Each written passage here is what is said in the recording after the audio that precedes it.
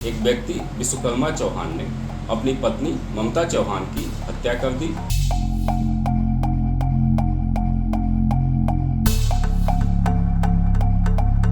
पापा ने मेरे सामने मम्मी को गोली मार दी।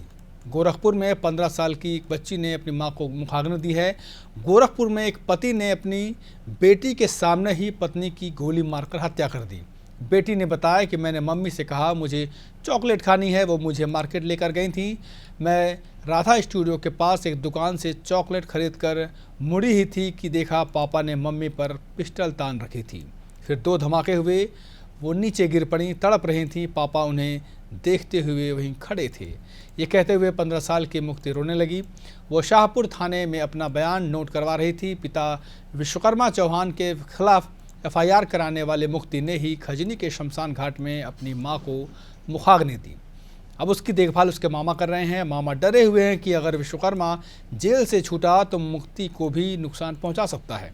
उन्होंने ये आशंका पुलिस के सामने भी जाहिर की है। वहीं मुक्ति ने बताया कि मेरे पापा के अलग अलग लड़कियों से अफेयर थे, मगर वो मम्मी पर ही शक करते थे।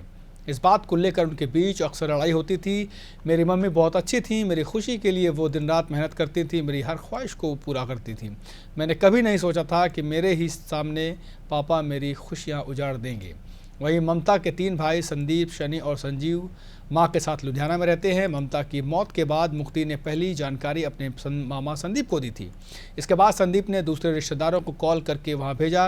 वहां पर विश्वकर्मा ने अपनी पत्नी ममता को गोली मारी थी। वहीं ममता के ससुर का कहना है कि बहू का चाल चलन ठीक नहीं था। उसका काम शाम 5-6 बजे ख़त्म हो जाता था, लेकिन वो घर देर रात आती थी।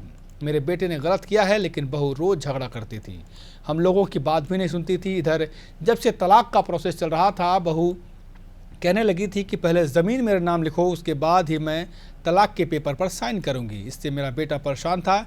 इसी आवेश में आकर उसने यह सब कर डाला।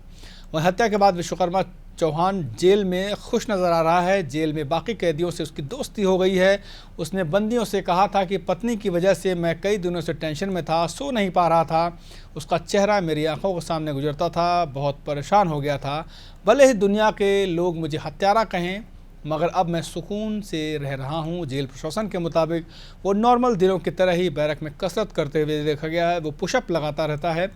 खाना भी उसने समान तरीके से खाया है। बंदियों के साथ वो नॉर्मल बिहेवियर कर रहा है। पता नहीं समाज में क्या क्या हो रहा है, लेकिन फिर भी हत्या को किसी भी तरह से जायज़ नहीं ठहराया जा सकता। नमस्कार।